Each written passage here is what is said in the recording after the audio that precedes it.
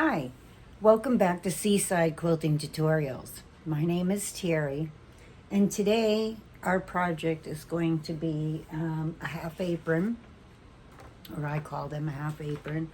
I'm going to be using the fresh picked lemons pattern by Henry Glass, and we do have kits available.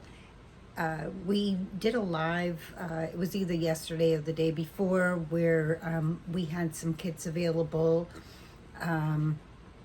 with some fabrics, but you can also request just by sending us a message at Seaside Quilting Supplies on Facebook. You can request a different theme. So if you would like, and I almost did this in a Christmas theme, but when I told a friend that I was going to be making the aprons, she wanted one in vintage, and I had some rooster fabric around that I know one of my family members would really love, so I decided to do one in that. And so I'll get around to the Christmas ones coming up for gifts that I plan to give away. That's, I think, going to be my theme this year, is kitchen things for people that I'm giving gifts to. So I'm going to do aprons and oven mitts and hot pads, stuff like that. So that's my thing for this year. I think I could change my mind, who knows. But anyways, this is, they say on here that you need to be an advanced beginner. I really feel that as long as you have sewn something else and you're familiar with your machine, that if you follow the tutorial and the directions, you should be able to make this even as a beginner. Not exactly advanced, but at least, maybe made pillowcases or some curtains, or something or other of that nature. You should be able to get through this pattern pretty easily, is my thoughts on it. But you'll see as the video goes through what it entails, and you can decide for yourself. But like I said, we do have kits available. And if you aren't interested in the themes that we have, we can definitely put one together. We could do ocean themes, kitchen themes. We have some beautiful butterfly fabric in, garden bliss. There's so many fabrics. So we can put a kit together for you by request. Just let us know. I don't remember the price on the kits at the moment, but you'll get the pattern with your first kit. Once you have the pattern in the kit and you make one, then you'll have the pattern. The other thing is there are a couple of templates in here to go with this pattern. And I always recommend, anytime that you have a pattern that has templates, just copy the pattern on your printer so that you can cut those templates out and preserve your original pattern without messing it up. That's how I like to do it. Sometimes I have cut the templates out if my pattern came in like a packet, and I've put the templates back in there, and after using them a few times, I've had tears in them or holes in them from using pins and whatnot. So I've gotten accustomed now to printing my pattern pieces out, or my template pieces out, and then preserving my pattern so it can be used over and over and over again, especially with something like this, because I figure over the years I'll probably make several of these, so it's worth preserving it. Okay, so I did make the vintage one for a friend of mine using some older vintage fabrics. And if you've used older vintage fabrics, sometimes they're a little bit thinner than newer fabrics, quilt quality fabrics. So it was interesting to work with. I hadn't worked with older fabrics in quite a while, several years now. So it did come out pretty well. I really like it. It's cute. Now, I didn't gather the top of mine. I only did the gather on the ruffle. I didn't want a gather on the top. I wanted it to be able to go completely around the person that I'm making it for. So, and she didn't want the gather on the top either. So I'm not bothering with the gather on the top. But once you know how to do gathering, you can go ahead and decide if you would prefer the gather on the top. It would probably give it a little cuter of an effect. But that's just the preference of the person that I'm making it for. So that's how I did it. Now, these are the older vintage fabrics, these two, and then I used some aged muslin that I had purchased before for some aprons, and I still had some of it left over on hand, and it complements, it goes well with the coloring that I was using. So I decided to go ahead and use the aged muslin. I'll have a sturdier tie that will hold up being tied over and over and over again. So that's the one that I made already.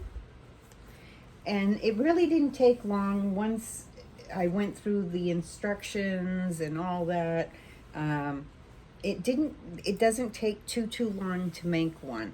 And I'm sure the more that you make of them, the faster they will go. So if you're thinking of doing these for a gift idea, once you've made one, the next one gets easier and easier. So I do plan on making some different aprons. I have some other apron patterns, and coming up I'll probably even do some of them. I've done the apple pie before, and one other one, I don't remember what that pattern was at the moment, but it's up on our YouTube channel, so you can go ahead and check it out for those two. And I'll probably be doing Marketplace, apron, and some other ones coming up throughout the year. We'll see how things go, and one minute I think I'm going to do one thing, and then I get requested to do other things by customers. So we'll just see how the year goes. We still have some time throughout the year. We're only about halfway through now. I can't even believe that we're almost halfway through. We're almost into the the eighth. We are in the 7th month, but we're almost into the 8th month of the year, August. And I know a lot of you have been busy during the summer with activities, being outside, doing gardening and whatnot. I haven't been able to here due to our air quality and my allergies, but I'm hoping others have been able to get out and do their stuff. I'm hoping it will clear up soon so I can be out there doing some gardening as well. So I've already done some of the prep work. I can't give you the exact measurements of everything because it's not my pattern. I didn't make the pattern, so you will need the pattern for the cutouts, what the sizes are and whatnot.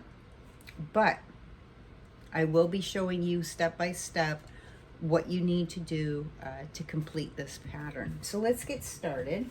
I'm going to adjust my camera over so it's easier for you to see what I'm doing. So just give me a moment to move this camera around.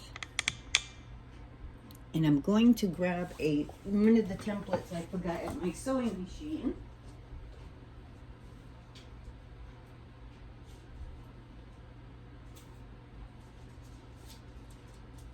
Well, actually, it was at my cutting table. I am at my sewing machine. So, the first thing that you're going to do is you're going to cut all of your pieces out. I like to just have everything cut out and ready to go at my sewing machine when I get started. I hate to stop and have to go cut something, then come back and go cut something. So I always cut it all out first. So the first thing that you're going to do once you have your pieces cut out, is you're going to take, for the front and the back of your apron, you're going to use this template, and you're going to set it into the corner. Now it's an awkward looking little template, but this is going to create your curve. So you're just going to set it on here and just make sure that it lines up with the raw edges of your fabric. And then I used a water soluble pen, and I just made a mark going around that actually wrote onto the paper and then onto the fabric at the same time. And it will wash away, so it's not a big deal. And then you're going to trim that so you get your curve on each side, both the left and right of your fabric. So it will end up looking just like this on the corner. Okay, so it will have like that little curve right there. So that's the first thing that you want to do with your project, is you want to do that. Now in our kits, we are doing muslin for the back of the fabric. I did get this from Seaside a while back. I've had it for a while. I don't remember which year I bought it, to be honest with you, but I know that I did get it from Seaside Quilting Supplies. And for the backing, I'm just going to use one of the vintage pieces, which is about the same weight as muslin. And I think it complements the apron just fine. And so you will do the rounded edges on both the left and right on the backing the same as you did on the front. So in the kits, you'll get the muslin, and I just use this because it's tan and it will go well with this. And I'm not so concerned with the backing of it as I am with the front of it. I wanted the fronts to be really, really cute. So I'm just going to set that aside for a little bit because we don't need that right now. Okay, so once you have all your stuff cut out, and I'm going to set that piece aside for a minute, the next template that you have is for your pockets, and they tell you what size to cut out, and then you'll set this template down. Now I did the same thing with my pockets. I used the same fabric on both sides. I think it will be the muslin for the inside of the pockets when you get your kit. And if you're, once you go to make your own, of course, you can pick out your own fabrics and all that kind of thing. But this is just what I chose to do. I do have muslin on hand, but I use my muslin a lot for the backs of quilts and for practicing my long arming. So I decided to use that vintage fabric, or actually this fabric rather. I can't remember if I got this from Seaside Quilting or not, but I know I did get the rooster fabric from them.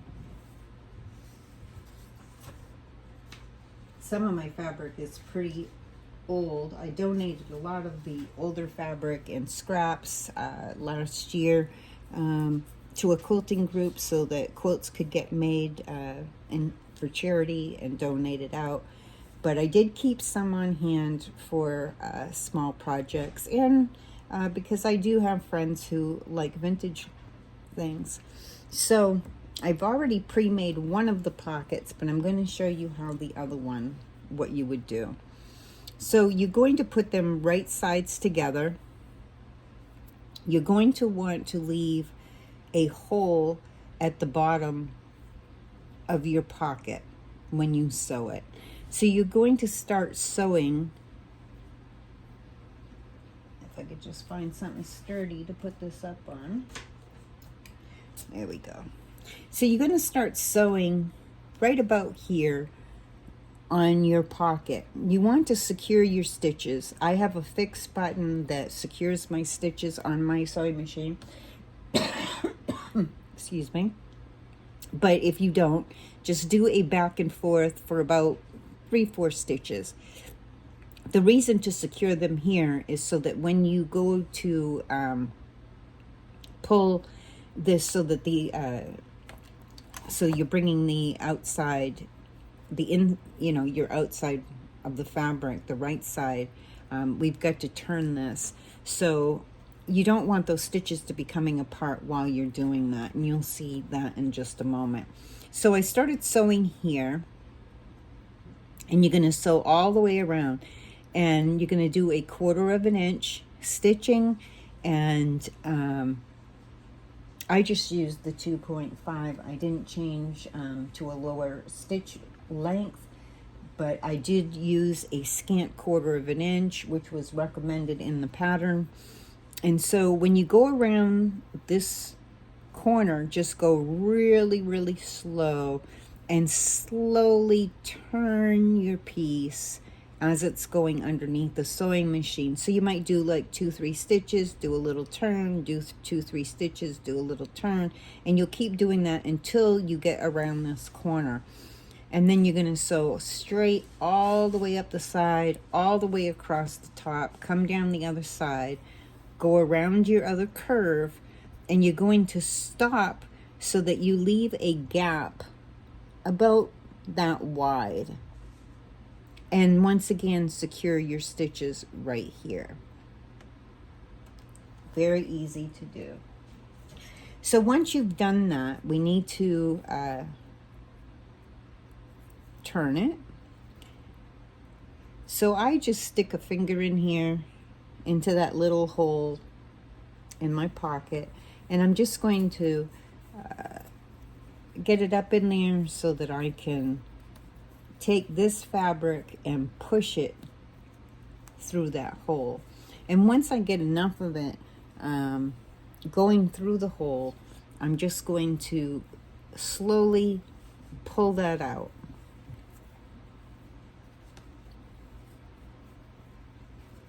That doesn't take very long to do, but you just want to do it gently so you're not pulling your stitching apart.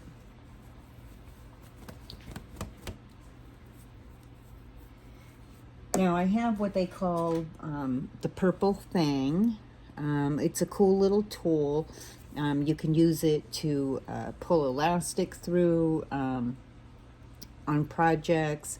You can use it, it has a 1/4 inch marking at the end, which is really great for when you're going to go through and you need to fold something and press it, or and it has a little pointy part that you can use to poke out your corners.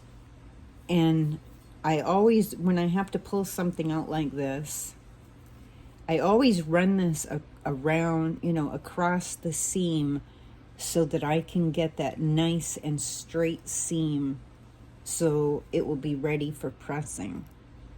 And I'll go around that little corner, and I'm going to poke this corner out. Let me see, this is the little corner at the bottom. So I'm just poking that out so that my seams come together, and when I press them, they'll be able to lay nice and flat. And it just helps to press up against them just a little bit. I'm going to do the same on this other side. Get this poked out. And I'm just going to run that across. Now, if you don't have one of these little purple things, I'm not sure if we still have them in stock or not. We may. But if not, if you have one of those boning tools, or you could use an awl. You could use, let me see, you could even possibly use a pencil or something like that to just run it across the seam. And then I'm going to poke it out up at the top. And you're just basically trying to make sure that you get the exact shape, or pretty close to the exact shape that you cut out. And once again, I'm going to run it down that side seam so I can get that nice and flat for pressing. So I've got that one corner out. Now I've just got to get this corner poked out.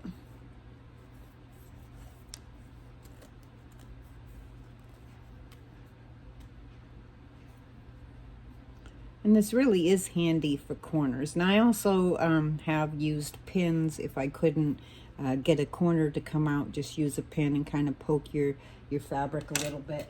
So you would just take your pin and kind of place it there, and you can kind of pull your pocket out, not your pocket, pull your seam so that it comes out enough so it makes that little corner that you need it to be. And this one didn't come out completely, so I'm going to use my pin and help it to ease that fabric out.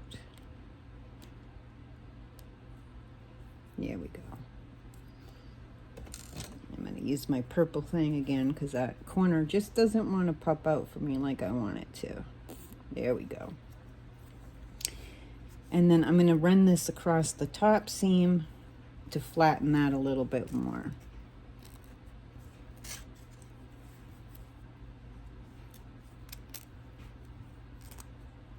And it's just kind of pushing that fabric out so that my seam will lay nice and flat. Okay, and so this hole down in the bottom, you're going to take your fabric and you're going to fold it to the inside of that part that you sewed together so it matches up with the seam. And then you're going to press it so that it will make it easier when you go to line it up and sew it.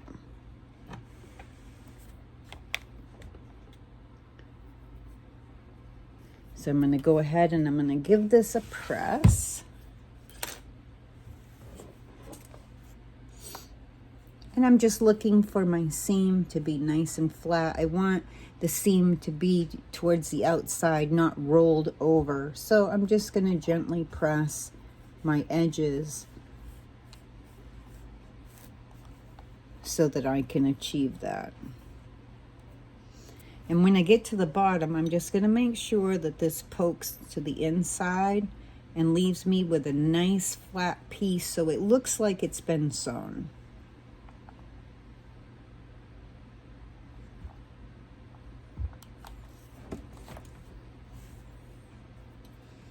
And I think I need to roll that in just a little more right here. There we go. It's a little crooked. Ah, that looks better. Okay, so now that's your pocket and it's all ready to be placed onto your fabric. So you'll do that with both. You're going to have a front and a back for each of your pockets. And you'll just follow that process for each one. Uh-oh, just lost a pin. Give me just a second. I gotta grab that because I can't have my puppy end up eating them. That would not be good. That would be a very expensive vet bill.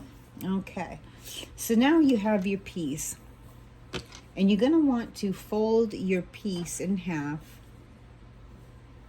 so that you can find the center of it.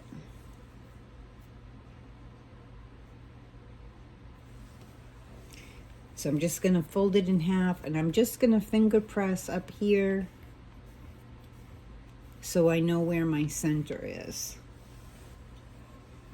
And then I'm just going to stick a little pin in there so that because this is, the fabric's got a lot of printing on it and it may end up being hard for me to see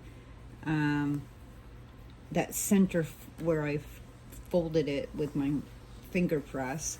I'm just sticking a pin up there so I have a visual of where the center of my top is, okay? Move this back just a little bit. Let me re-angle my camera just a little bit because I want to make sure that you have a good view of the project. There we go, that's better. Okay, so now we know where the center is of our fabric. Now, and I'm jumping ahead a little bit in the pattern. I'm going to come back to the ties in just a moment, but I want to go ahead and we can put on our pockets. So I'm going to jump ahead just a little bit to the next page. And it tells you to make sure that you have your pockets lined up 6 inches apart. So that's why I marked my center, because I want to know where the center is, so that, so I can tell where I'm going to want to line this up. So I'm going to make a little mark down here so I can tell where my center is. And so now I can take that out.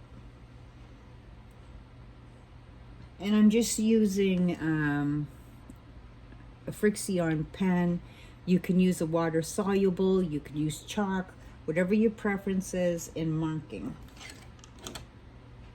The Frixion pen has an eraser, so it can erase off if I want to take it off that way. It will also come off when I press it. Okay, let me set that piece aside over there, out of my way. Okay, so the one thing that they didn't seem to say in the pattern, which I found a little confusing at first, and I went and looked at it and looked at it. You may see it and I haven't seen it, but it didn't seem to tell you how far from the top. So they told you 6 inches apart, but they didn't quite tell you how far down.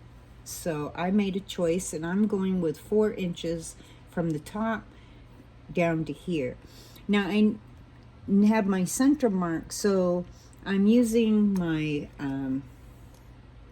seam gauge tool. You can use any ruler will work, but I'm going to put the 3 right on that line, because I know 3 is the center of 6, and I'm going to make a mark over here so I know where the beginning of 6 is, and a mark over here on the 6.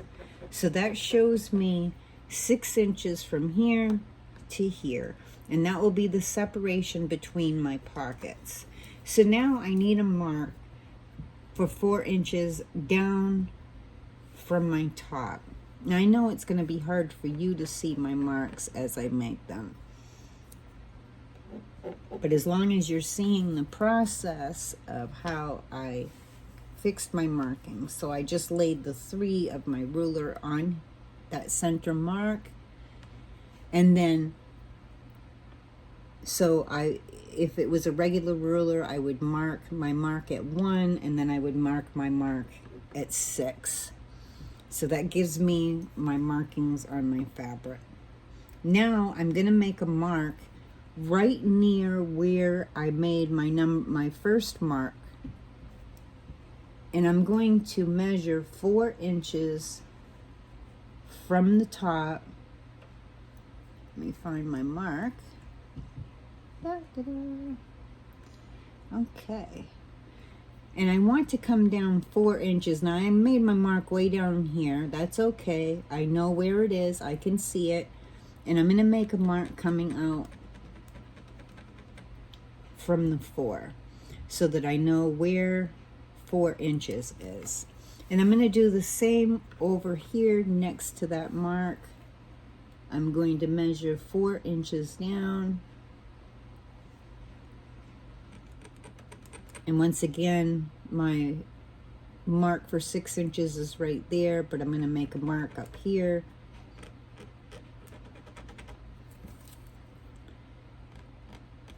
And there's a lot of printing on here, so I'm going to extend it out a little bit so that I can see it, because it's next to the F on farm.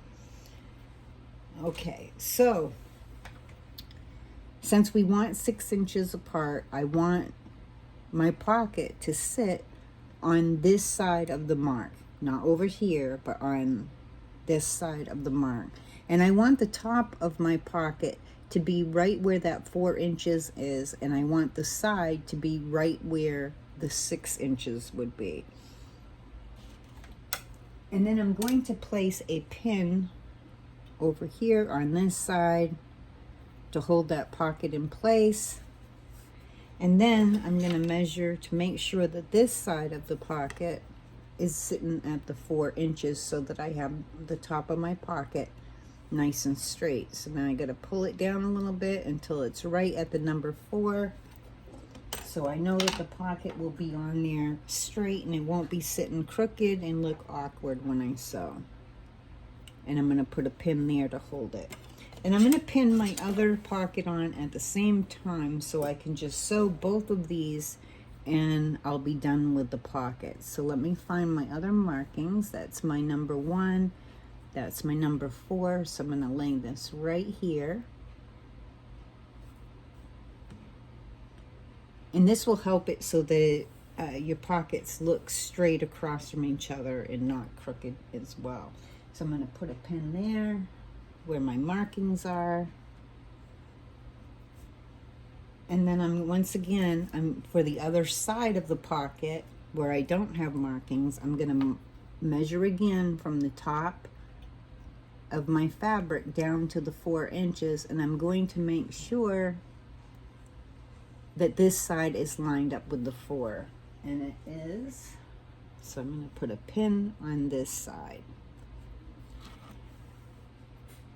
So now we're going to sew from the top of the pocket, and we're going to secure the stitch, because pockets, when you're putting things in and out of them, it's going to put wear and tear on those threads. So you want to make sure to secure your stitches. So you're going to start, you'll sew down about 3/4 stitches, then back 3/4 stitches, then you'll continue to sew, and you're going to sew all the way around. So down the side, all the way around, until you get back over to the top on this side, and we'll secure our stitches again. I'm using a scant 1/4 of an inch because my fabric, I sewed it at a scant 1/4 of an inch as well. So I want to make sure that I'm going along and securing this in here. So let's go ahead and sew those pockets on. Just make sure that this is up here enough and getting a good view. There we go. I hate when my hands get in the way of sewing. So like I said, first we're going to secure our stitching. 3/4 stitches down. I'm going to slow my machine down a little bit because I can be Speedy Gonzales when I'm sewing. Oops, I muffed that up. Okay, go back to scant 1/4 of an inch, and I've got my needle down. I'm going to reverse just 3/4 stitches and then go forward. Now I pinned so that I'm away from my foot, so I'll be able to just sew all the way down that side.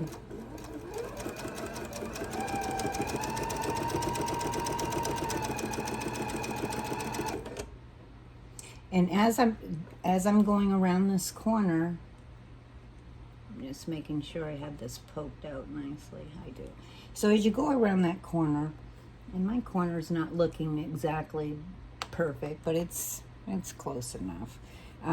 You're just going to slowly go around this corner, and you're just going to turn just a little bit at a time. So I do like 2-3 stitches, turn a little bit, 2-3 stitches, turn a little bit, just the same as you would do when you were putting your pockets together.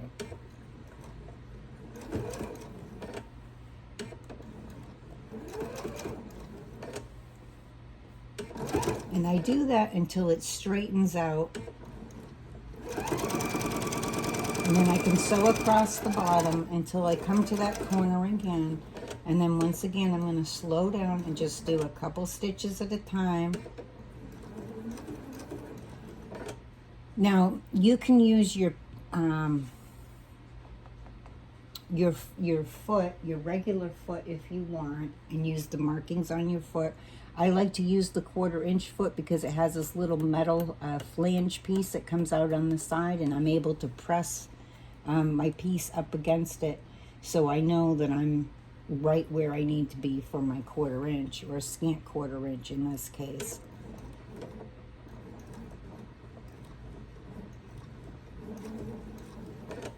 And so I'm just going very slow around that corner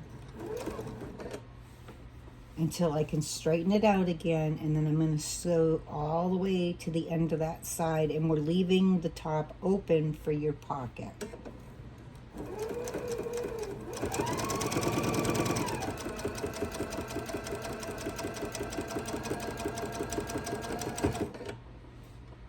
And once again, I'm going to secure those stitches and then cut my thread.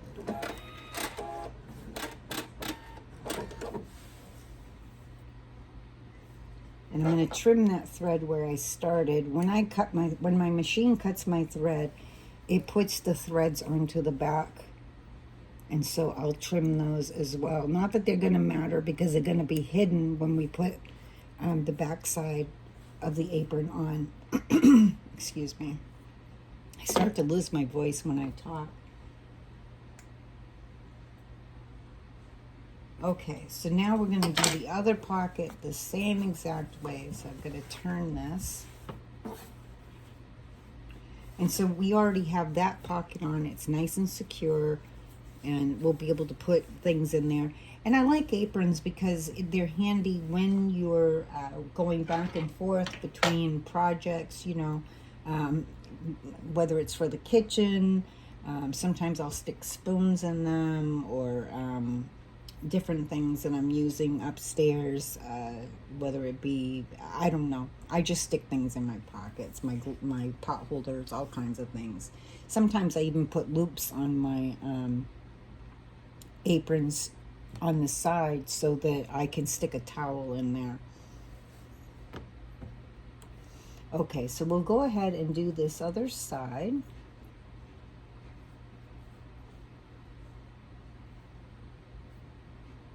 Trying to get a hold of that thread. There we go. So once again, I'm going to secure my stitching.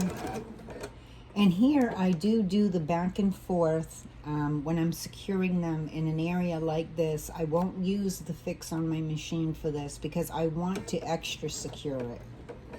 So I've done my reverse. Now I'm going to go forward. I'm going to take that pin out because it is going to be too close to where the foot's coming down through.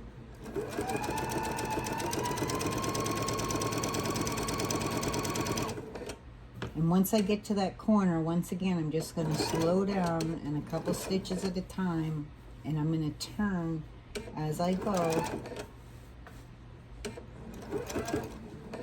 so I can sew around that curve.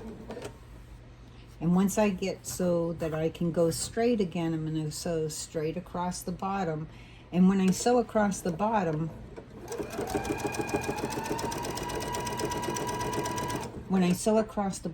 it is sealing up that little hole that we left down there to turn our piece.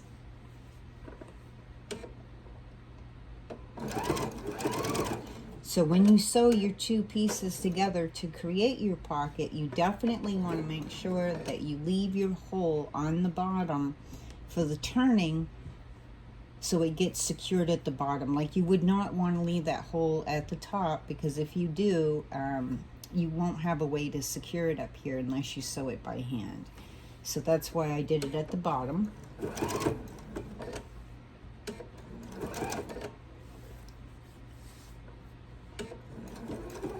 And I'm just slowly going around that corner. And once I can go straight again, I'm just going to sew to the end. And I'll secure those stitches.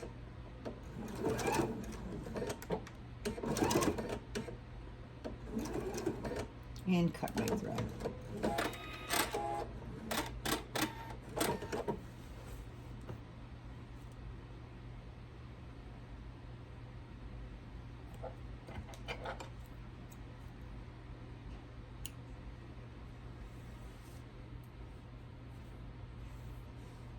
Okay, so I trimmed my threads. And so now we have both pockets on. Just like that.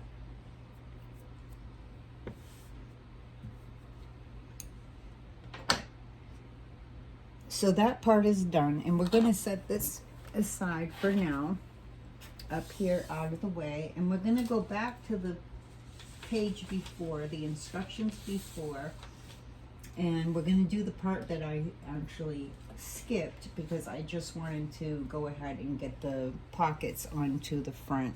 And that's how I am kind of with instructions on projects, probably because I already know I've made many aprons over time, and so I know for the most part how they go together.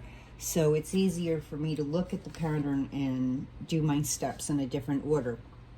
You can follow along and do it in the order that they told you. Oh, excuse me.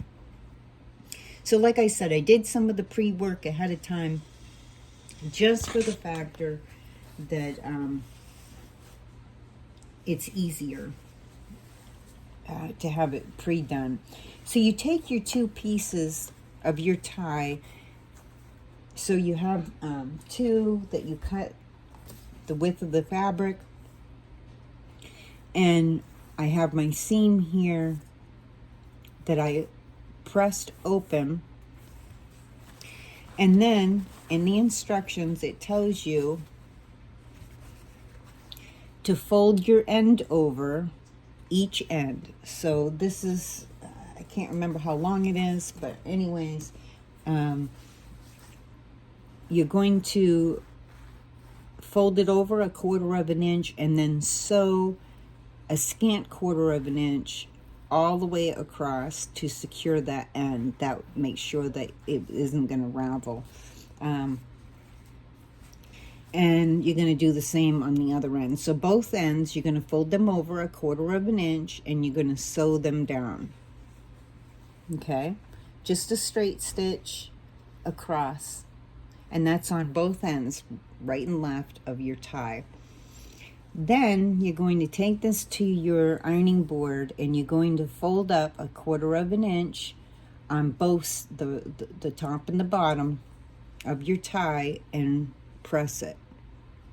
You don't need to sew that part down because this will get tacked down and sewn when we sew it to our apron.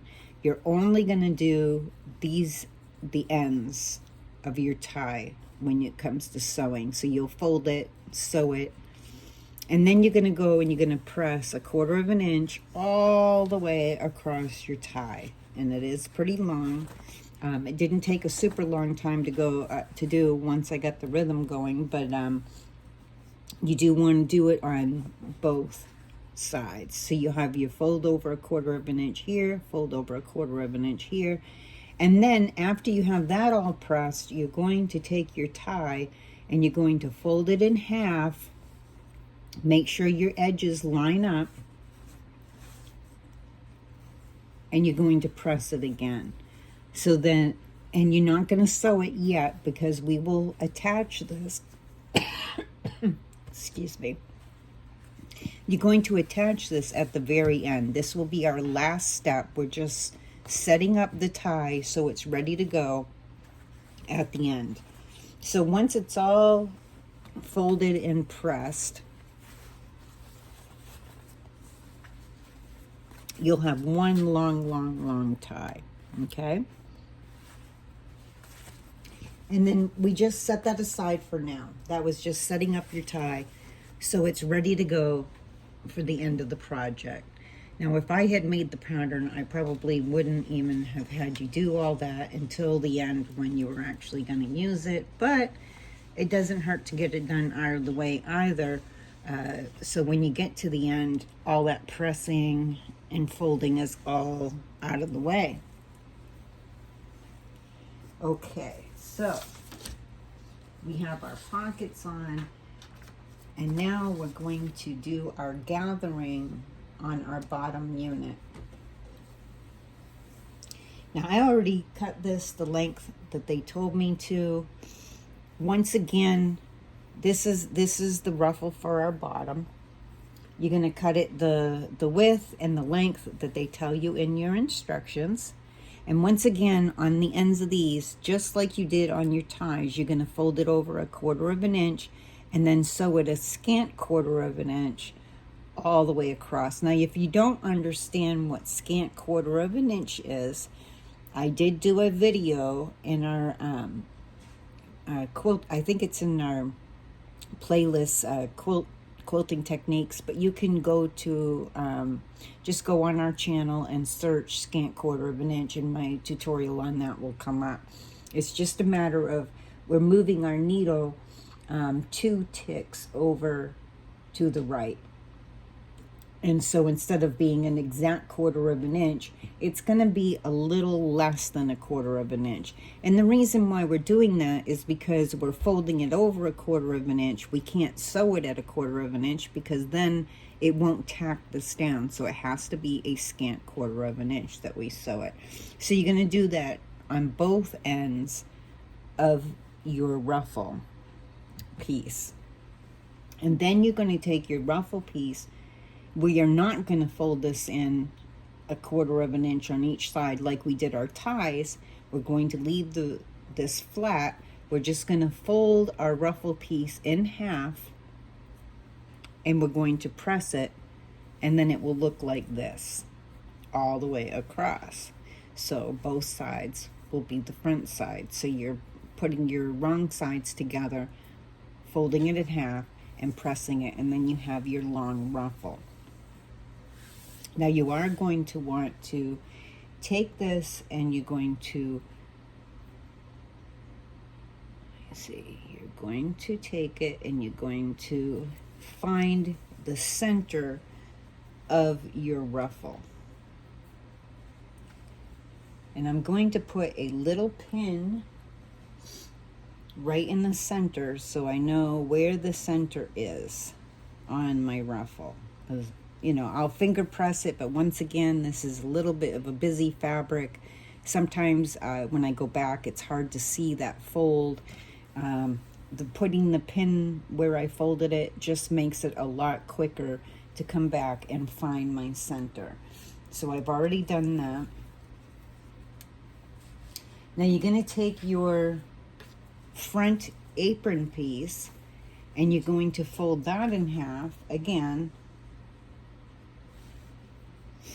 And we're going to relocate our center, but at the bottom of the apron. And I'm going to put a pin there so I can see where my center is. And I'm just going to leave that pin there for now,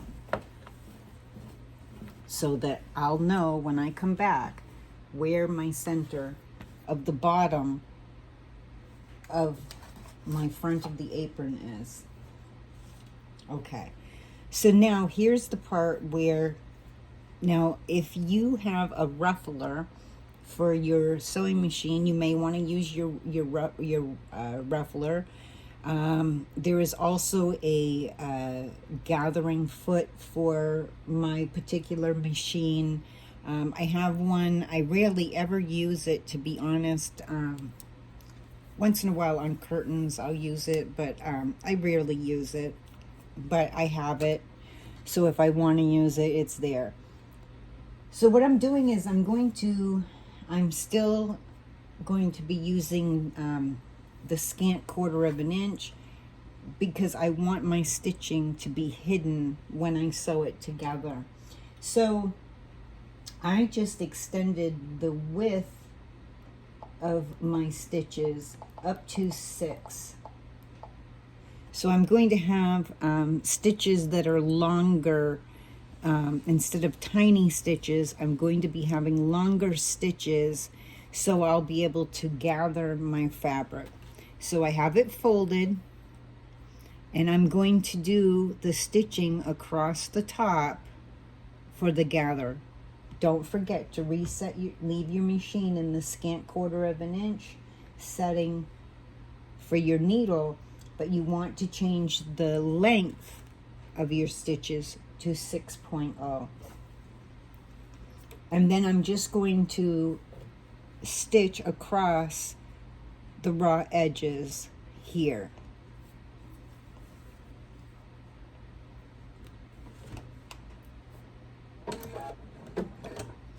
And actually, oh, forgot to do that.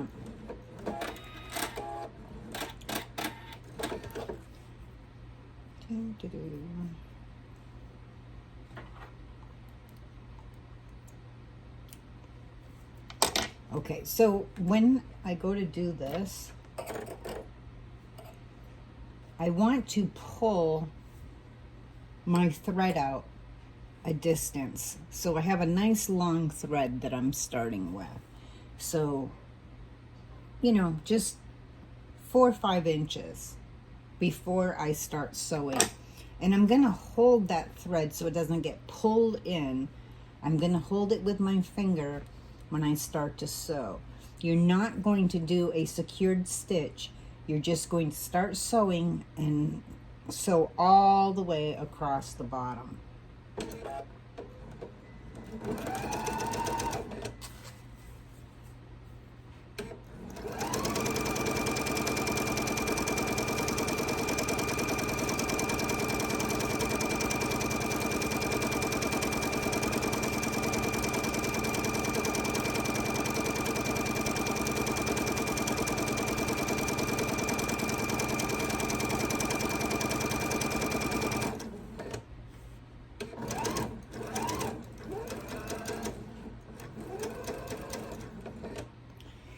Now when I get to the end, I'm not going to cut my thread, but I'm going to lift my needle and I'm going to lift my foot.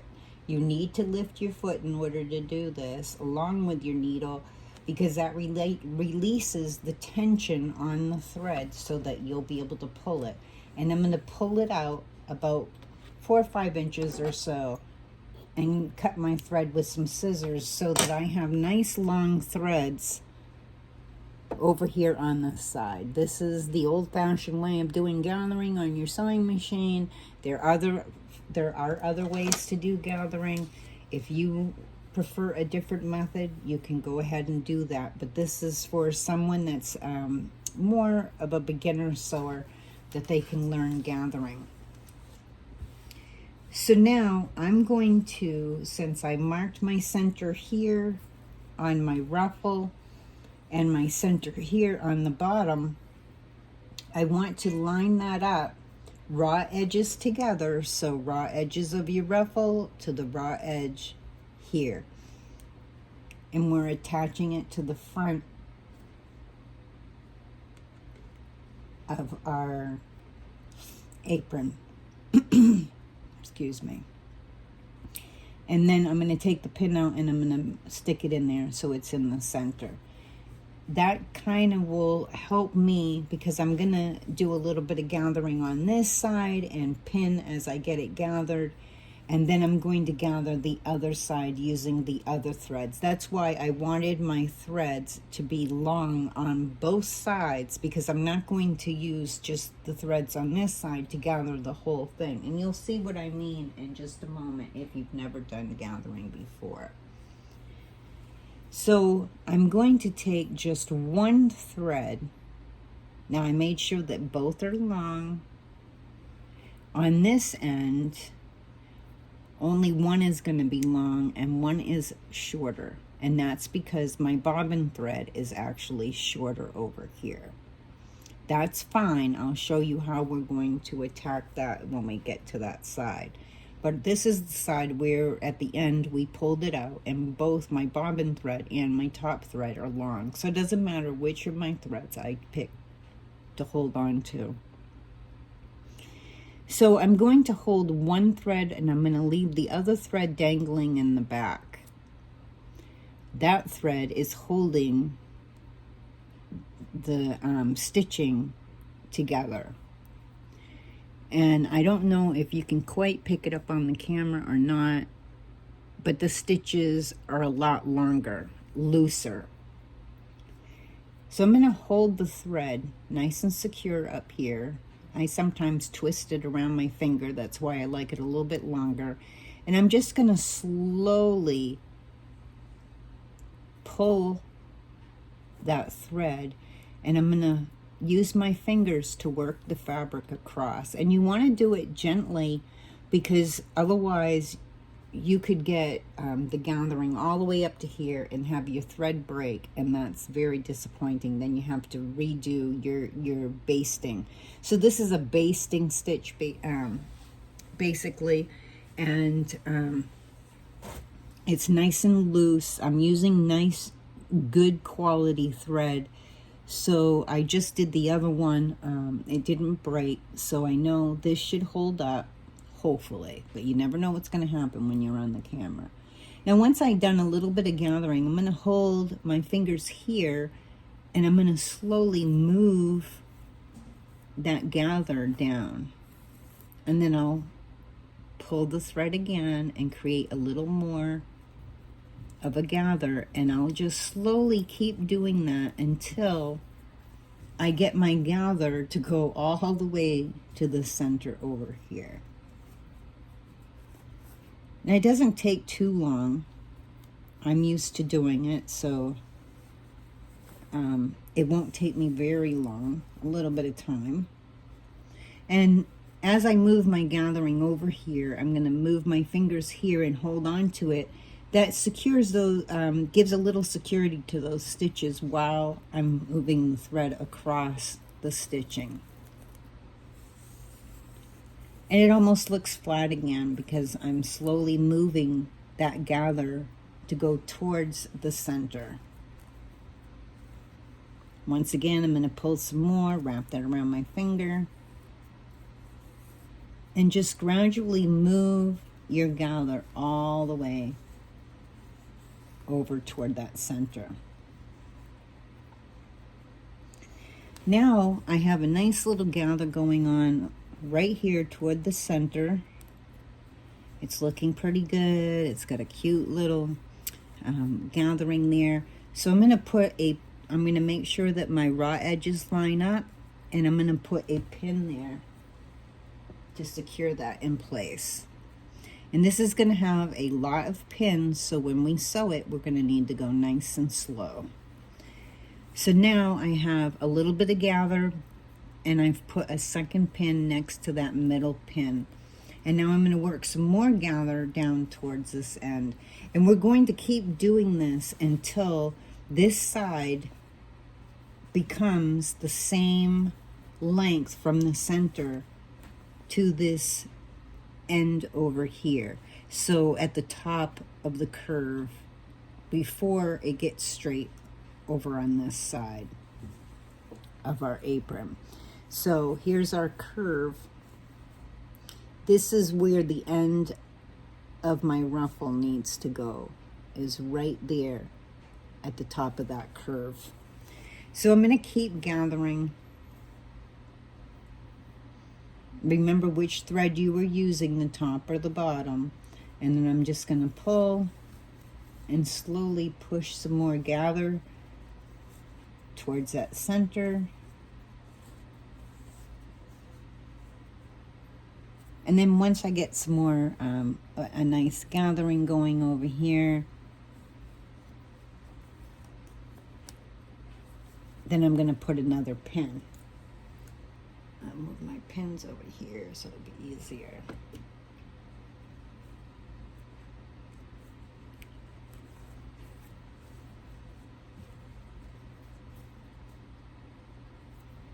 And you just keep working this.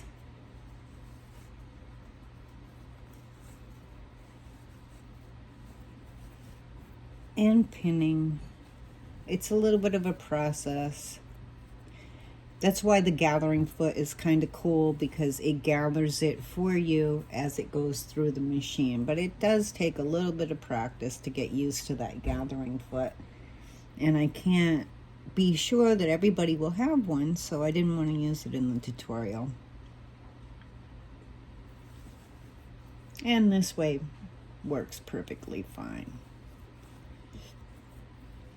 And I just kind of straighten out my ruffle a little bit. Tug, I hold it at the top, raw edges together, and just tug on it a little bit so that it looks nice and straight.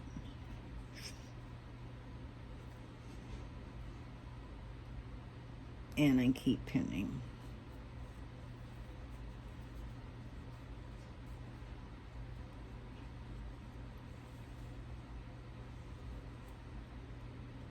And this is probably the longest part of making, other than the pressing and folding and whatnot, of the tie. This is probably the longest part, is doing your gathering of this ruffle. Ouch. Poked myself with a pin.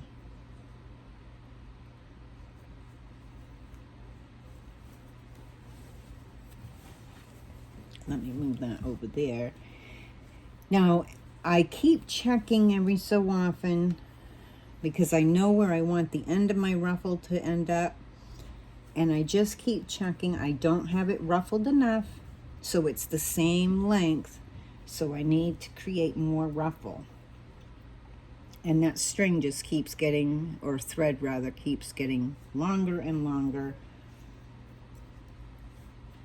as you create your gather.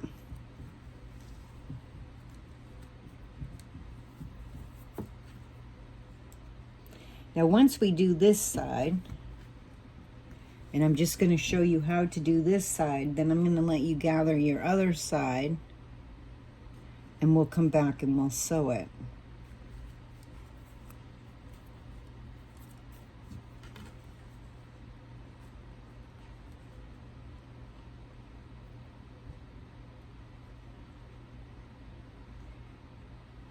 Now, some people get really particular about their ruffle, and they want it very, very even, going all the way across. Now, see, I still have quite a distance to go to shorten this so that it goes around that curve. So I'm going to have to create more gather in it.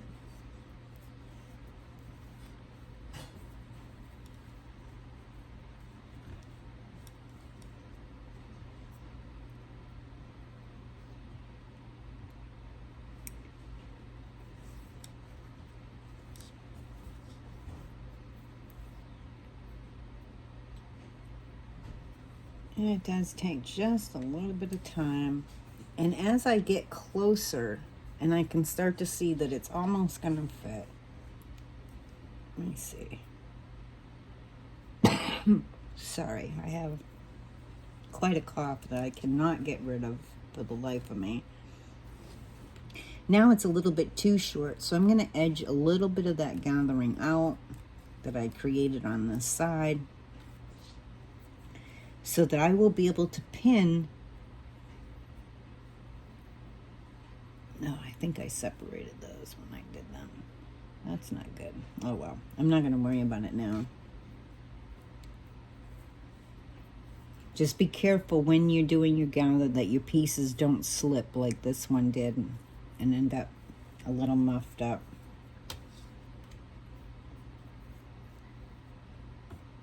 Okay.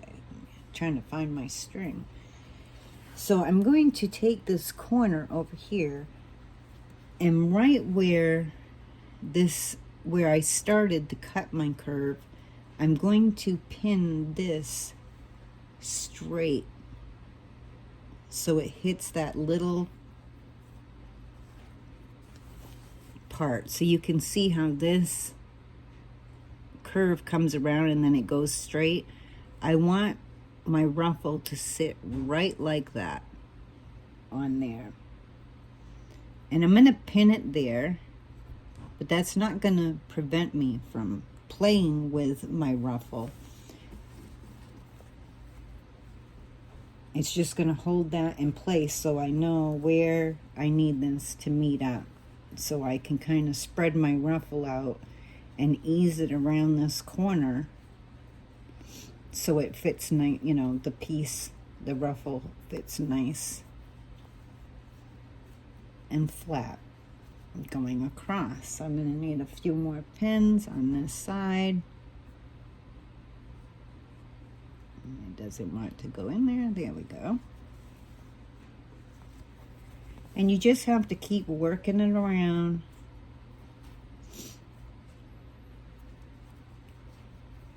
And pinning.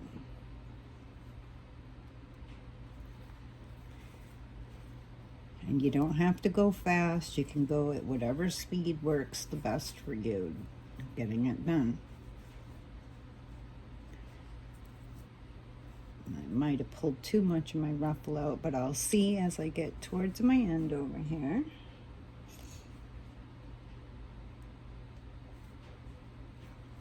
And just remember to, make sure that your raw edges are matching up to each other.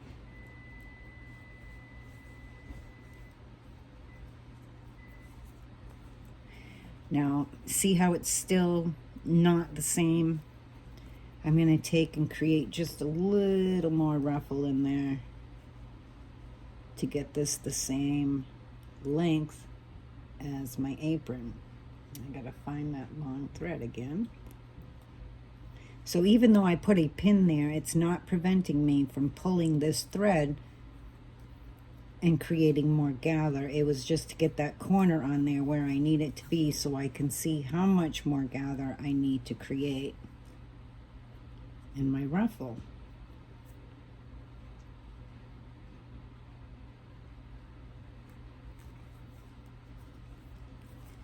And it's still not quite short enough, almost. It's almost fitting now. I'm going to spread this ruffle out just a little bit so it'll lay a little bit flatter. And I'm just easing it around.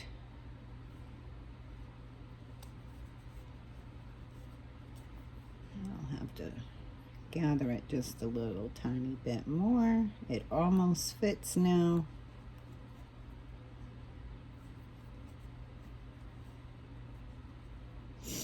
And if you get down to here, whoops, it wasn't as short as I thought it was. Now, if you find that you get down here and you don't like how your ruffle is sitting, you can take a pin out and you can maneuver your ruffle to balance it out more. So you can move it back and forth between the pins if you're trying to get a pleat in it looking better. Once you have your gathering done on this side, then we're going to go ahead and we're going to do the other side. Now remember, I mentioned to you that on the other side, my my top thread, I had pulled it so that I had a long thread to start with when I started sewing, but my bobbin thread is shorter. And that's okay because I'm going to use the bottom thread to pull with instead of that top one that I used on the other side. And once I start gathering, that bobbin thread will get longer as I pull to create my gather. And it doesn't really matter if I use the top thread or the bottom thread, as long as I'm only using one thread to hold on to. And I'm just going to, once again, do the same thing. I'm going to keep pulling that thread and easing my fabric over and create my gather on the other side, going around until I can get to that point right here where the edge of the curve and that straight part begin. So go ahead, do the rest of your gathering, and we'll come back and we'll sew it on there. Once you have your ruffle all gathered and pinned, and as you can see, I've used a large amount of pins going across to hold that gather exactly in place the way that I want it to be. I've double checked to make sure that my raw edges line up to each other. And we're going to go ahead and we're going to sew this on, and we're going to use a scant 1/4 of an inch. Now when I start out, I'm going to start right up here. Instead of where I first pinned it, I'm going to sew from here down along that end that we folded over and sewed, so that it's not open. I don't want this to be flapped open, so that when it gets washed, that it doesn't mess it up. I'm going to start sewing at this end of the ruffle from this corner down to where my first pin is, and then straight across the bottom of my ruffle. Oops, my chair hit my tripod. Okay, so I'm going to start right here, sew across, so I cinch up this side, and then I'll go along the bottom.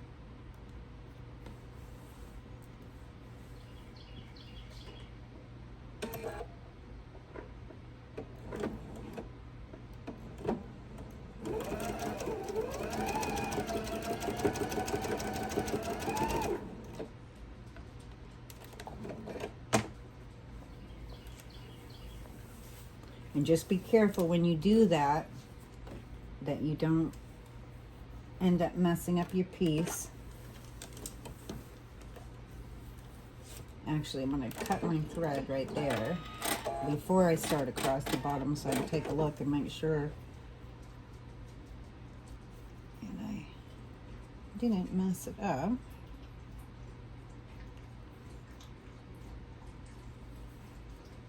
There we go.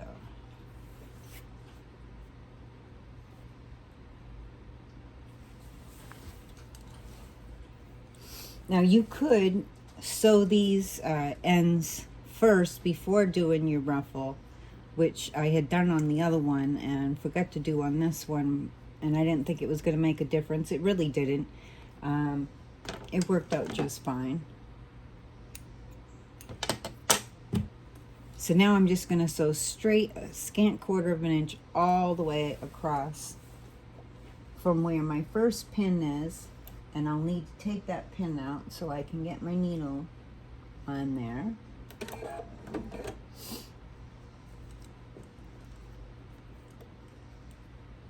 And you're just going to go slow, because in the beginning, remember, you're on that curve a little bit. So we're going to edge around the curve.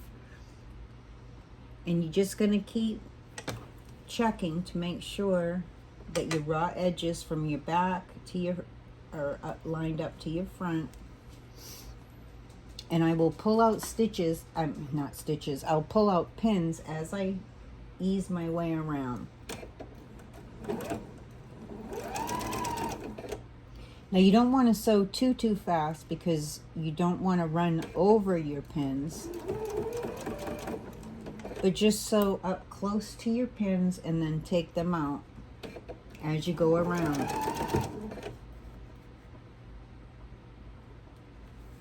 And I just hold the ruffle down on this side so I can steady the piece and keep it straight as I'm going through and sewing. I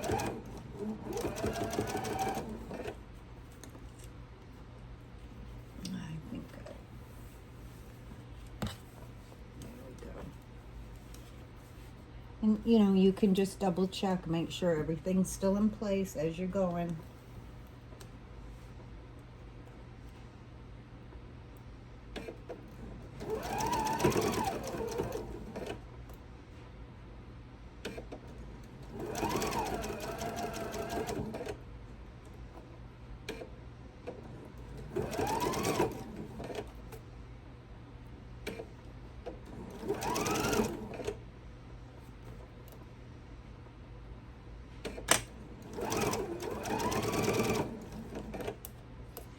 And like I said, I do sew a little slower getting this ruffle on, just so that I can double check as I'm going to make sure my raw edges are lined up to each other.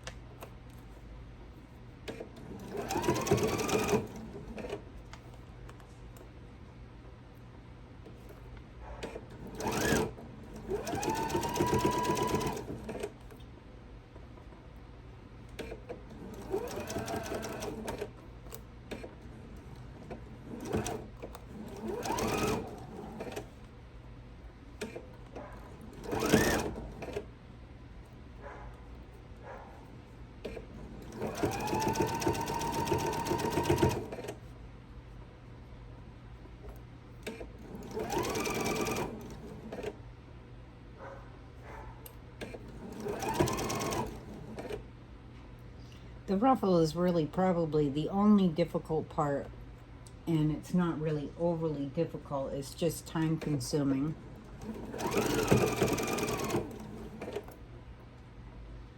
But the ruffle does make it much prettier.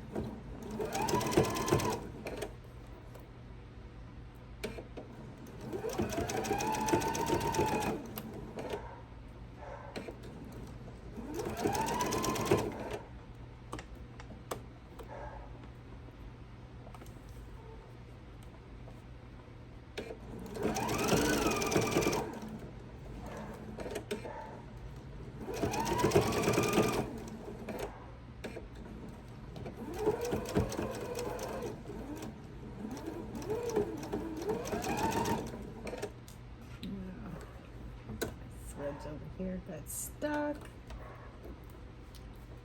There we go.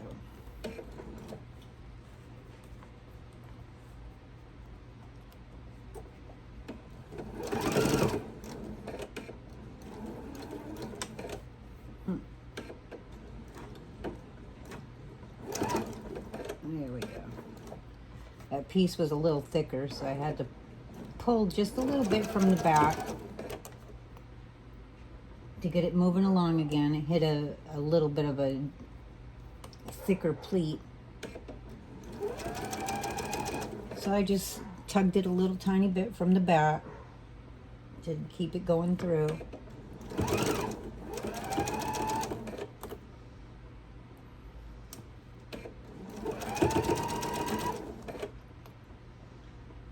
And just this last curve.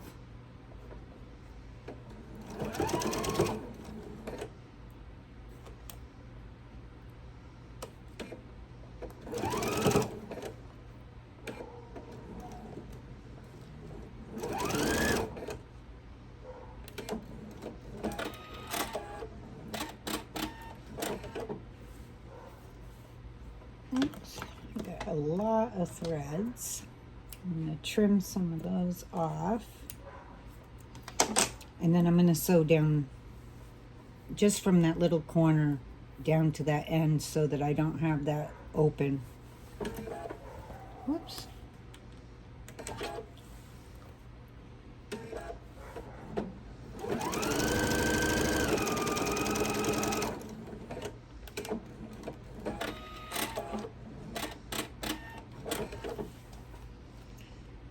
Okay, and that part is all done. And I do trim any long threads that from fraying and whatnot along the edge. And there we go. Now you can double check. Just open it up and take a good look and double check to make sure that everything got tacked down. Now right in the beginning there, that didn't get tacked down like it should, so I can see that, and I'm going to take it and I'm going to put it back in there, and we'll catch that corner.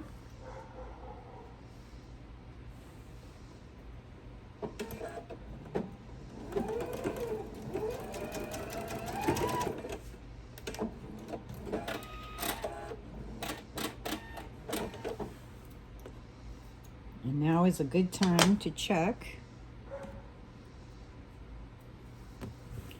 So now I'll check the rest of it and make sure that all of it got sewn to the edge, to the bottom edge of the apron. Okay, that looks really good. So now I'm going to fold it back down. And I'm going to leave it just like this. And I'm going to take and I'm going to put a little pin right here to make sure that this side stays going inward and isn't out over here where I'm going to be sewing straight. So just to secure that, to make sure it doesn't end up in my seam, I'm going to stick a pin there. This is going to get reversed after we add the backing. So almost like what we did with the pocket. So I just want to secure these to make sure that they don't end up in my seam, because this is supposed to hang over there.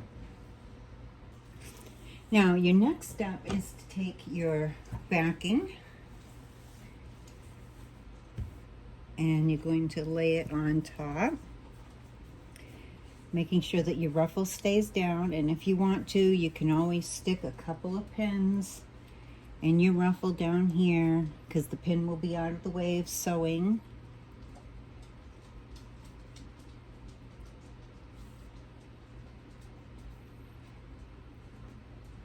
And that just makes sure that it stays down.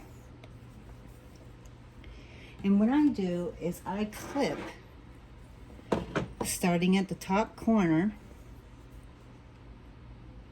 I clip the straight edge. And you can pin whatever you use. And just put your raw edges together, starting on one side. Oops.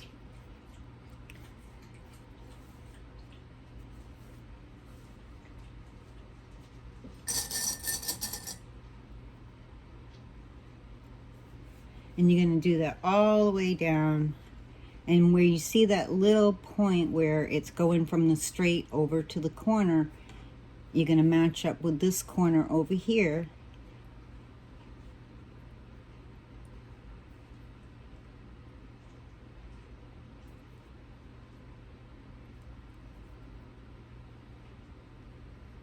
Just make sure that you keep your raw edges together.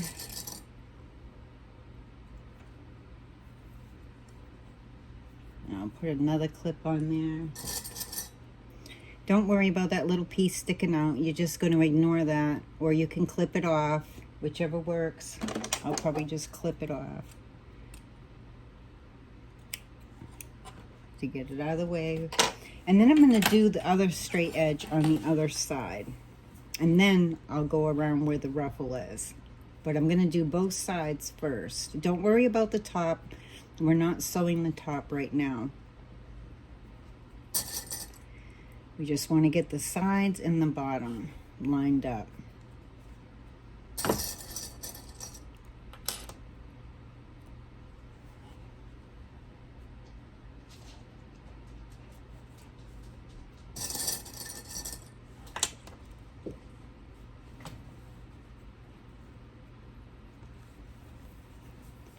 And then the same thing, you want to match up your little point to your point on this side,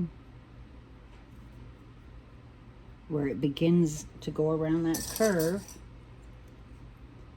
I'll put a clip there, and then one more here. And then we'll start to do the bottom.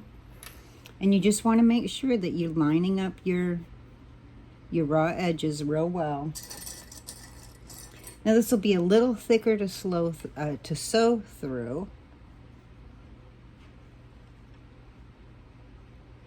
But you can just go a little slower. And if it starts to feel like, you know, it's not going, you know, it's not sewing forward, just do like we did before and tug it a little bit from the back. Not hard, just easing it so it goes through. So I'm just going to go all the way around the bottom, lining it all up. And once I've done this curve, I actually go over to the other side and do the other curve, and I kind of work it until I get it to the center.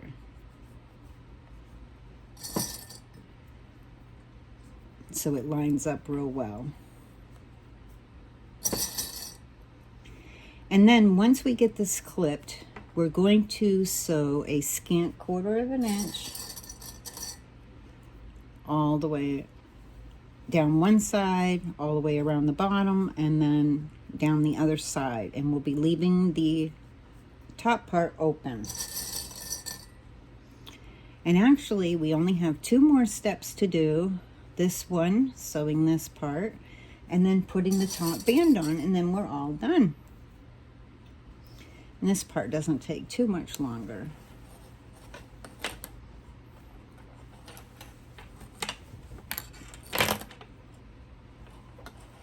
I'm going to have to this fabric is a little bit older. It was cut exactly the same size, but now that there's all that bulk, it's going to look like it's bigger, and I'm going to ease it across. And I'm actually going to sew this so that I sew from the top going around, because your feed dogs will move your bottom fabric at a different rate than the top, and it will ease that in for you. But I just don't want like big gaps. Oh, my helper's trying to get up here, my cat. I'm gonna get this pinned, clipped here, and then I'm gonna work a little bit around. I'll leave it a little tiny bit loose here and there, because like I said, it's going to feed at a different rate, and you won't even know that it looks bigger at the moment. But I'm just gonna ease it around.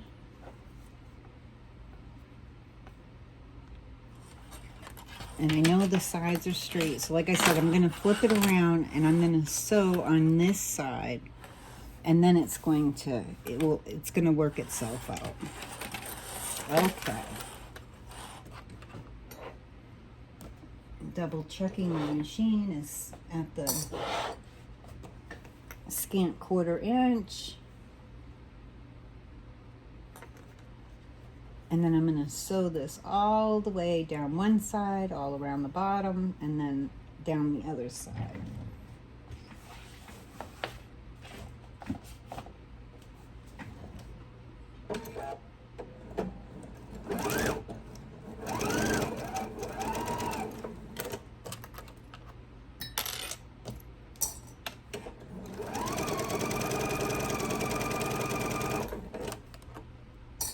And as you go, just make sure that your raw edges are meeting up with each other. And make sure that your ruffle hasn't gone. Now see, when I clipped it, this rolled just a little bit. I'm going to fix that before I get there, because I can see that bunched up a little bit right there. And I will re-clip that. And you can check for that as you go around, making sure that you don't have any bunches, that your raw edges are lined up even to each other.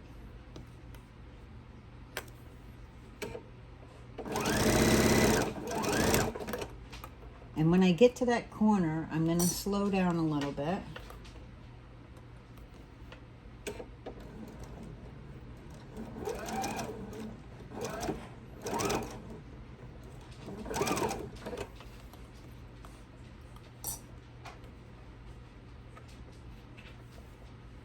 This part just wants to bunch up on me. I don't know why. I think it's because I pinned up there. I pinned the ruffle, and I think it made it bunch up a little bit. So I'm just going to move that out of my way, and then I'm going to ease my way around that corner.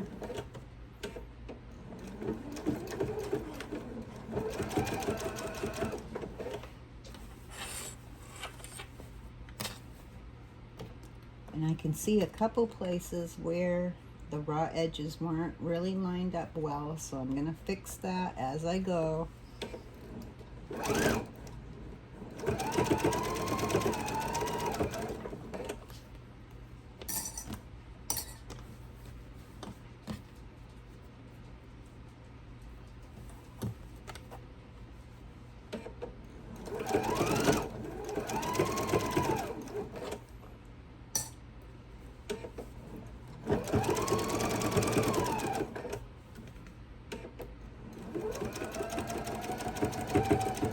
And sometimes those frayed threads will try to get stuck on you, around your foot and whatnot.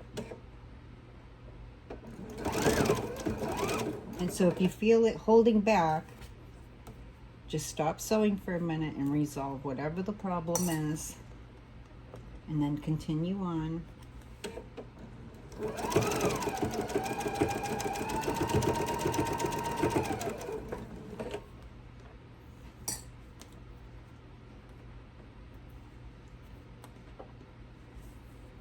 just wants to bunch up on me. It's right where the pins are that it's decided to bunch up. So I just gotta hold that in place a little bit better and ease that bunch so it goes down, so I'm not sewing it and causing a pleat on the top that doesn't belong there.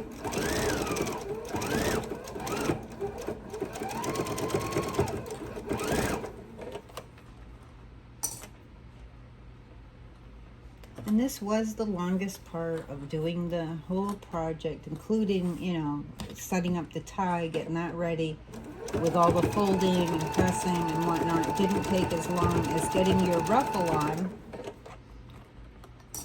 But it's going to be so pretty when it's all done.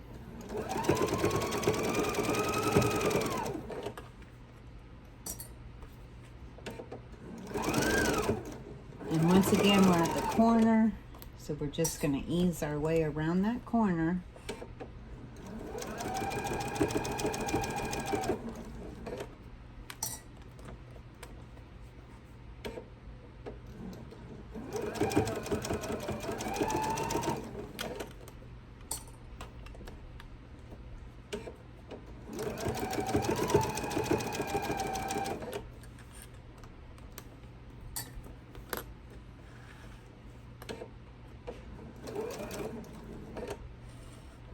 Okay, now we're at the straight part again.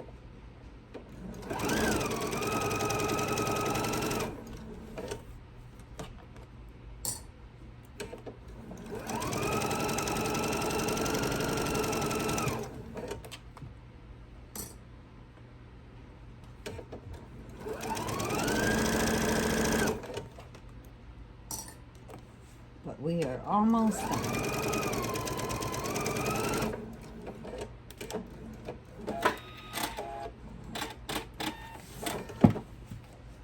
Taking a quick look up. Toby's asleep. I had to check on the little pup. Sometimes she gets sneaky and gets into stuff. Okay. So now, yeah, some of my frayed threads got stuck in here.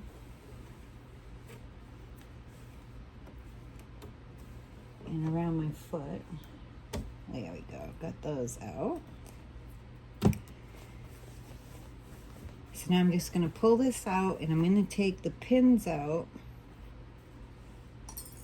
Whoops. It's not good to throw your pins in with your clips because when you go to get a clip, you're going to hurt your fingers. Okay. Got another pin there.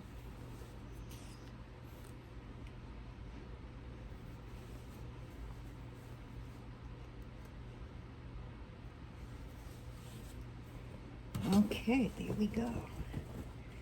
I just shake it out. I'm gonna just finger press this. And I'm gonna run my fingers from the inside down that side seam, just so I poke it out and I can get this to lay nice and flat. I'll do a final press when I get all done. But that is going to be a cute apron.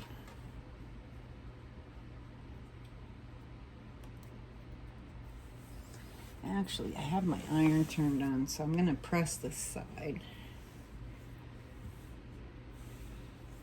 Just so when I go to add the top, it'll be nice.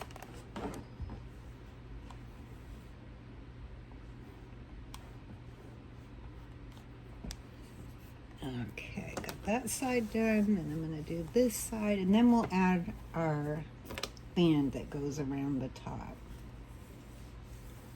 Once again, I'm going to stick my hand in, and I'm going to run my fingers down through that seam, just poking that seam out. So it's going to lay nice and flat for me. And we'll give it a little press.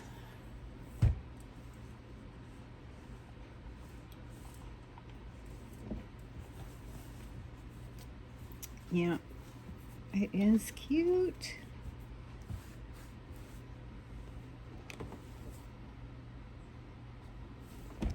And I'll press the bottom where the ruffle is later. I'm not worried about that right now. And if there's any frayed threads poking through where the ruffle is, just trim those.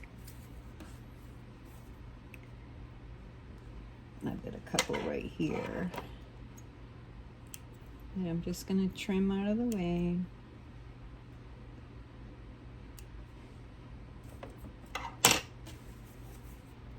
There we go. I think this is going to be adorable. Okay, so once again for the band, like I said, I had used aged muslin for the other one, and I had enough to use it on this one, and the colors match, which was wonderful. I'm glad that I'm being able to utilize all of this aged muslin, because I didn't have enough of it to make an entire apron or even half of an apron, so it's good that I'm being able to use it for these ties. So you're going to take, and you need to, once again, see I still have my center line that I made previously. If you didn't, just fold your apron in half, find your center again, and you want your seam to go right where the center is. You want to make sure that your raw edges are together across your back, from your back and your top. You're going to open this up, and you're going to lay this until the raw edges sit right in the fold. And you want the raw edges to touch the top of that, and then just fold it over. And I'm going to put a clip there to hold it in place.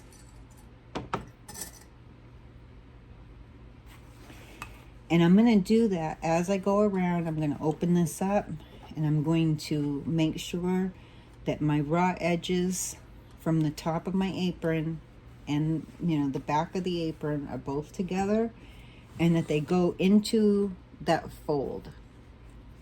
So it'll look really nice even after it's been washed. And this will also ensure that when you sew across the bottom, that it stays straight. So just lay that up into the fold, just double check it, and then fold this down and do a clip on the top. And then I'll do this side the same way.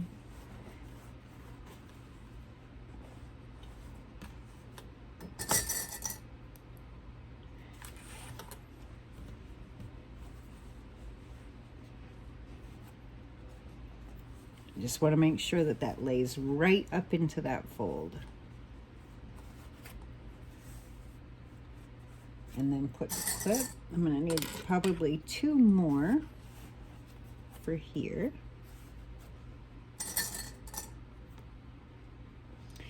And then I want to make sure that this stays even by sitting that up in the fold.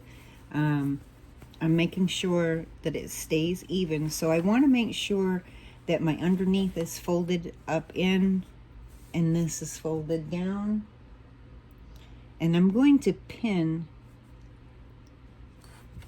to make sure that this stays down as I'm sewing. And I'm checking the back at the same time to make sure that it's folded under where it belongs before I put a pin in.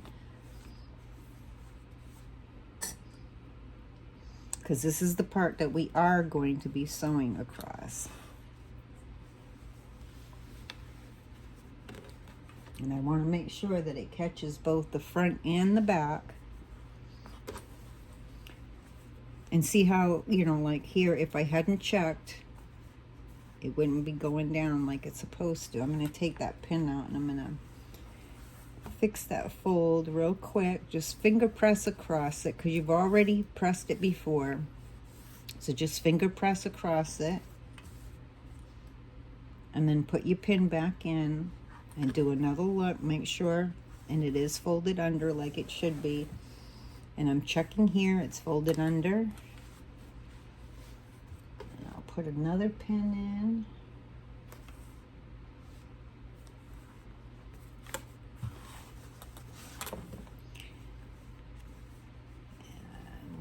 almost done with this part.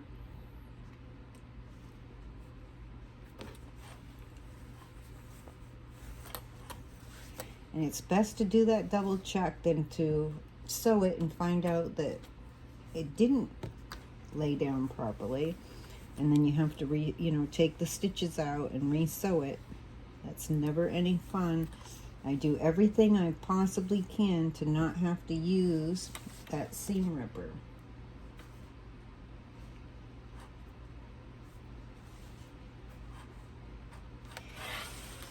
And now that that's done, I'm going to take and I'm going to go across and I'm going to put some clips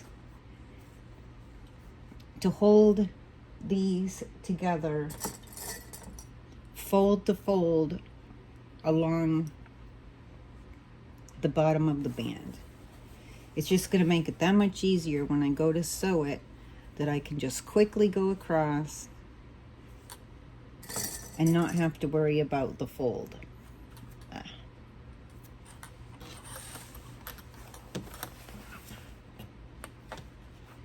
It takes just a little extra few seconds to get it done, but in the long run it can save you. So we'll just get a few more on here, because even though I had this pressed and whatnot from opening it up and moving it around, it's wanting to come undone. So having those extra clips will just make it a lot easier. Or you can use pins, whichever. And I will watch as I'm sewing to make sure that none of the folds came unfolded.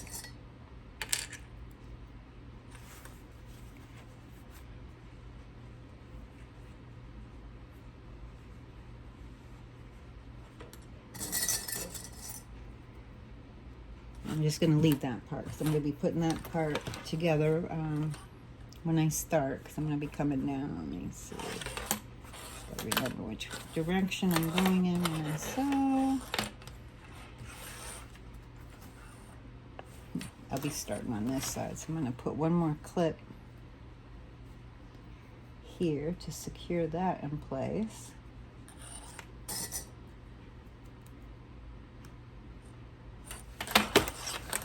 And then I'm going to go over to the other side and do the same exact thing on this side, making sure that it goes fold to fold.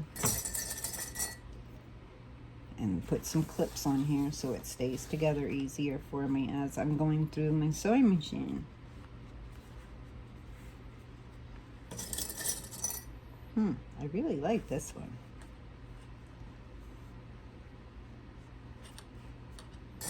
I wasn't sure if I was going to like it or not. I'm not a big rooster person, but I think this came out kind of cute.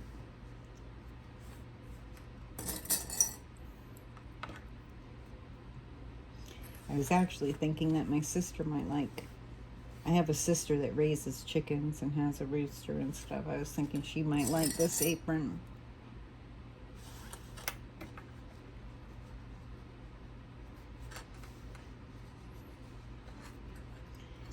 Okay, so now it's all clipped. We're all ready with that. So we're going to sew down the side so we can put, get this together, and then we'll pivot and we'll sew across. And we're doing a scant 1/4 of an inch.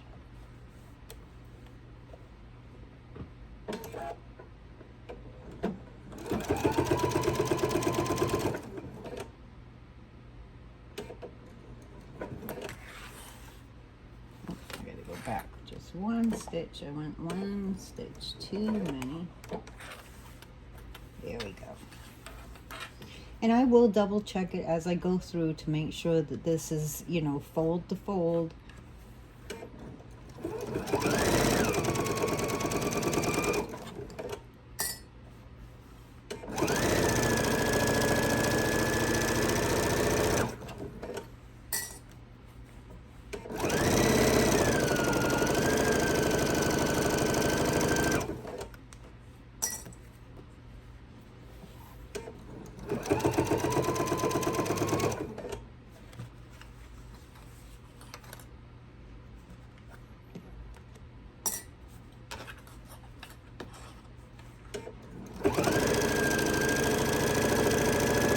Now, one thing that they did say in the instructions that I forgot to mention, and I'll mention it now before you start doing your band, they did say to put the band around.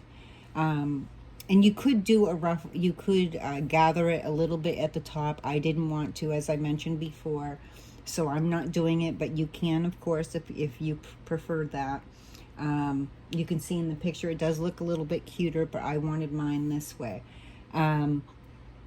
When you do the band, you can put it around your waist and see if it's, if when you tie it, if it's going to be too long a ties. I like long ties because I'll do a big bow in the back and it takes up most of whatever extra ties I have. And sometimes when I make aprons, I'm going to be gifting them, so I don't want to alter the band just because you know, I don't know who for sure. Sometimes I'm gifting to, I'll make a bunch of things and then I decide afterward who they're going to. Sometimes I know who I'm making it for.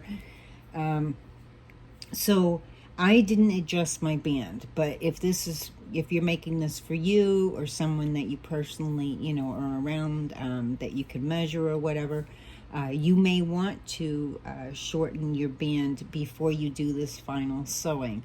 I didn't want to. I like mine nice and long, so I didn't. So I almost forgot to mention that to you, but it is in your instructions.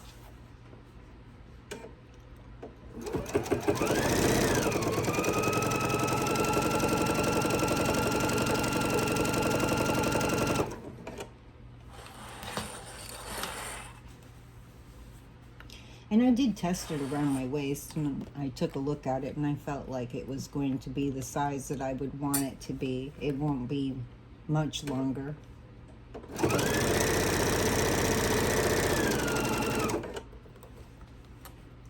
Now, as you're getting up here, you just want to make sure that you're still, when you're getting close to the apron, that you have fold to fold for your band so it stays nice and straight. And I'm going to take that first pin out of my way and just hold that in place. And I'm going to be doing a scant 1/4 of an inch from this fold. I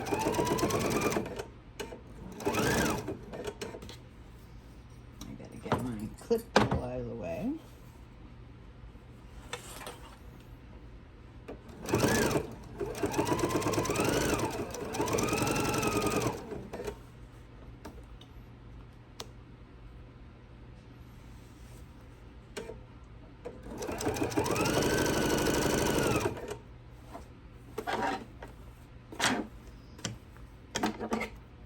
Scissors out of the way.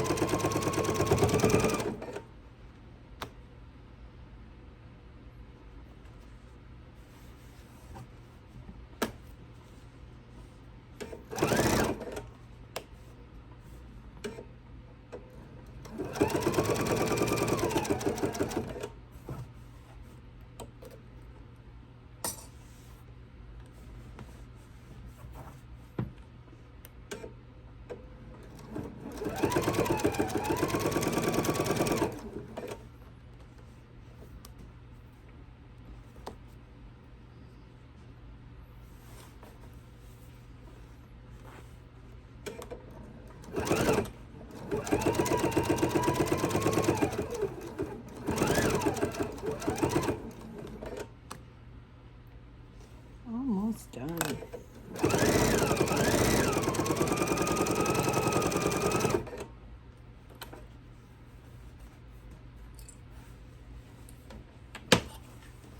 Okay, now we just have to go down the rest of the band like we did on the other side.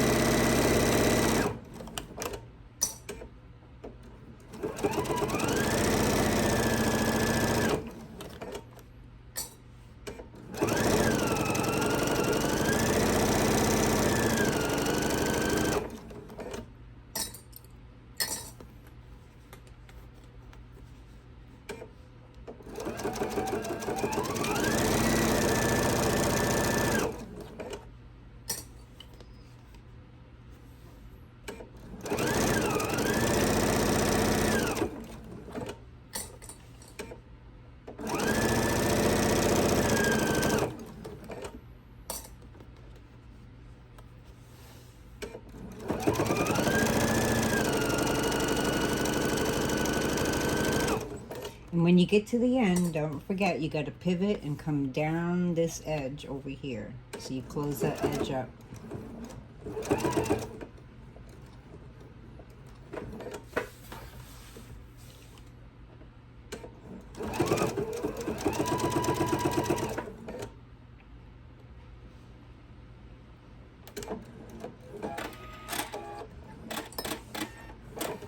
Alrighty.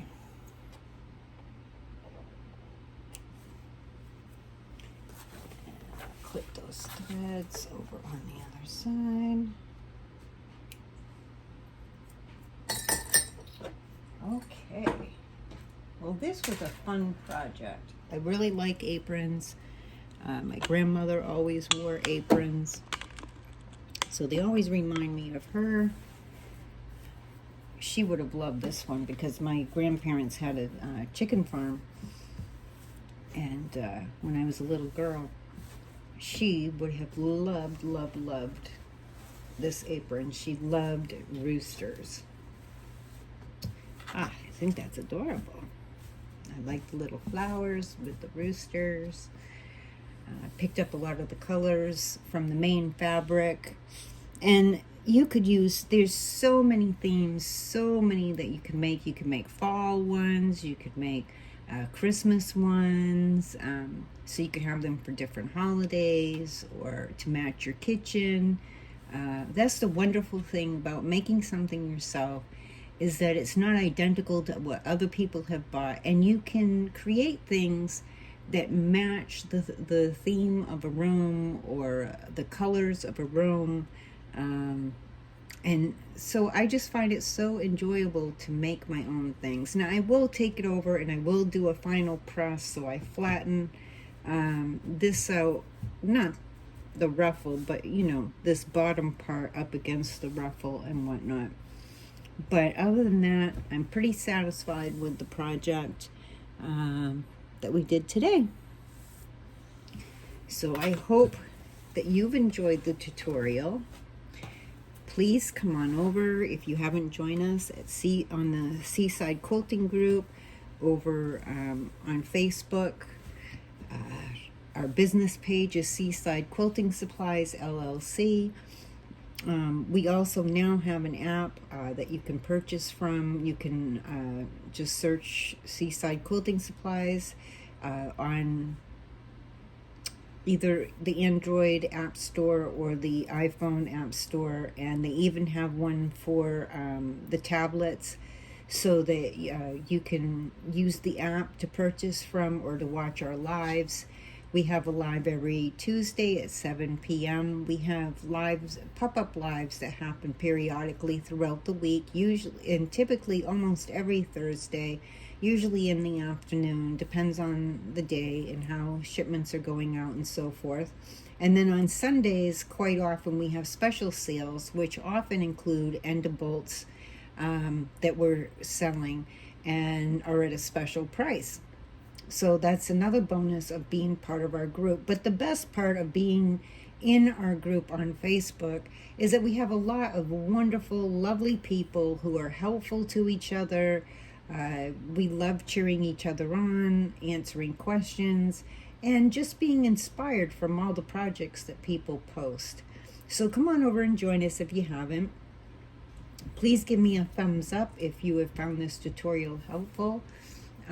If you've enjoyed it, and if you haven't subscribed yet to Seaside, to our YouTube channel, please subscribe, and there's a little bell next to the subscribe button that you can click, and you can adjust your notifications so that you'll get notified the next time a tutorial comes out. So I'm hoping that by the end of this, by Sunday, that I'll have the reversible tote bag tutorial ready to go out. So that'll be the next one. It will either be Sunday or Monday. And we'll be doing kits for the reversible tote bags as well. And maybe even more kits for themed kits for the this apron. And from there, I have several projects planned coming up, and tips and tutorials. So just keep an eye out. And I hope that you'll come back. Anyways, I thank you for being with us today. And until next time, I wish you happy sewing.